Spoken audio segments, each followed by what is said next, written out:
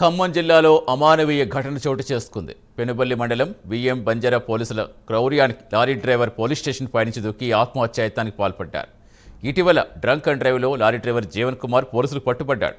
పోలీసులు జీవన్ కుమార్ను పోలీస్ స్టేషన్కి తీసుకెళ్లి విచక్షణరహితంగా కొట్టారు. ఆ దెబ్బలు తట్టుకోలేక lorry driver VM Banjara police station భవనం పైనుంచి దూకి ఆత్మహత్యాయత్నానికి పాల్పడ్డారు. లారీ డ్రైవర్ జీవన్ కుమార్కు తీవ్ర గాయాలయ్యాయి. విఎం బంజారా పోలీసులు గుట్టు చప్పుడు కాకుండా చికిత్స కోసం ఖమ్మం ఆసుపత్రికి తరలించారు.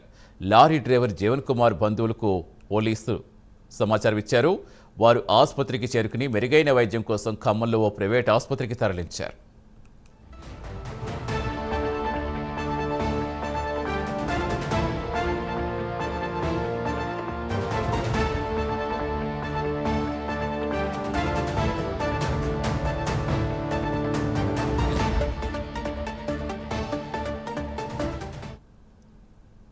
పూర్తి సమాచారం ఇచ్చేందుకు మా కరెస్పాండెంట్ రజనీకాంత్ జాయిన్ అవుతున్నారు. రజనీకాంత్, ప్రస్తుతం ఎలా ఉంది ఆ లారీ డ్రైవర్ సిచ్యువేషన్ ఏంటి, ఏం చెప్తున్నాడు, అసలు ఏమైనా చెప్పగలుగుతున్నారా? పోలీసులు ఏమంటున్నారు, ఆయన బంధువులు ఏం చెప్తున్నారు? సతీష్, ఖమ్మం జిల్లా విఎం బంజారా పోలీస్ స్టేషన్ లో అమానవీయ ఘటన చోటు చేసుకుంది. పోలీసుల దౌర్జన్యకాండకు లారీ డ్రైవర్ బలి పశువు అయిన ఘటన మొత్తం ఆలస్యంగా వెలుగులోకి వచ్చింది. నిన్న సాయంత్రం సత్తుపల్లి నుంచి ఖమ్మంకు సిమెంట్ లోడ్ తో వస్తున్న lorry driver Jeevan Kumar, lorry driver cement load తో వస్తున్నాడు. లోడ్ వస్తుంటే విఎం బంజారా పోలీసులు డ్రంక్ అండ్ డ్రైవ్ చెకప్ చేస్తున్నాడు.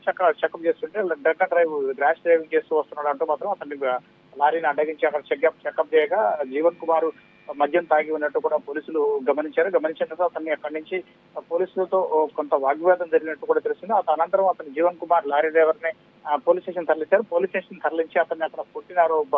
కానిస్టేబుల్ సిబ్బంది బాగా విచక్షణ రహితంగా కొట్టినాడు లారీ డ్రైవర్ జీవన్ కుమార్ చెప్తున్నాడు. జీవన్ కొట్టిన తర్వాత అతను దెబ్బలు తాళలేక తాను చనిపోతానంటూ మాత్రం వాళ్ళ పోలీసుల ముందు వాపోవడంతో కులం తక్కువ వాడంటూ మాత్రమే కులం పేరుతో కూడా దూషిస్తూ మరోసారి కొట్టడంతో అక్కడి నుంచి అతను పరిగెత్తుకుంటూ వెళ్ళి ఫస్ట్ ఫ్లోర్కి వెళ్ళారు. ఫస్ట్ ఫ్లోర్ పోలీస్ స్టేషన్ ఆయన ఫస్ట్ ఫ్లోర్కి వెళ్ళారు. ఫస్ట్ ఫ్లోర్కి వెళ్ళి అక్కడ కూడా అతనికి ఫస్ట్ ఫ్లోర్కి వెళ్ళినప్పటికీ కూడా వినకోకుండా పోలీసుల సిబ్బంది అతనిపై మరొకసారి విచక్షణ రహితంగా దాడికి పాల్పడటంతో అక్కడి నుంచి తాను దూకి చనిపోతానంటూ మాత్రం పోలీసుల ముందే హెచ్చరించినప్పటికీ మాత్రానికి ఆయన వినకోకుండా ఎట్టి పరిస్థితుల్లో కూడా వినకపోవడంతో దూకి చచ్చే సావురా అంటూ మాత్రానికి పోలీసులు అతని ముందే వాగ్వాదం దిగడంతో పోలీసుల దెబ్బలు తాళలేక జీవన్ కుమార్ అక్కడి నుంచి పోలీస్ స్టేషన్ ఫస్ట్ ఫ్లోర్ నుంచి కింద దూకాడు. కింద దూకి పడిపోవడంతో దూకిన ఘటనలో ఏమంటే తేరుకున్న తర్వాత పోలీస్ స్టేషన్ సిబ్బంది ఎస్ఐతో సహా గమనించారు. గమనిస్తే అతను లేవలేని పరిస్థితుల్లో ఆర్తనాదాలు చేస్తుంటే అతన్ని అక్కడి నుంచి ఒక వాహనంలో తీసుకొని ఖమ్మం ప్రభుత్వ ఆసుపత్రి తీసుకొస్తారు. ప్రభుత్వ ఆసుపత్రి తీసుకొచ్చి అతని బంధువులు జీవన్ కుమార్ లారీ డ్రైవర్ ఎవరైతున్నారో అతని బంధువులకి సమాచారం అందించారు. తనకి జీవన్ కుమార్ కు తల్లిదండ్రులు లేకపోవడంతో మేనమామ అమ్మమ్మ వద్ద ఉంటున్నాడు. ఇతను సూర్యాపేట జిల్లా కోదాడ సమీపంలో అనంతగిరి మండల కేంద్రంలో వీళ్ళు జీవన్ కుమార్ నివాసం ఉంటున్నాడు.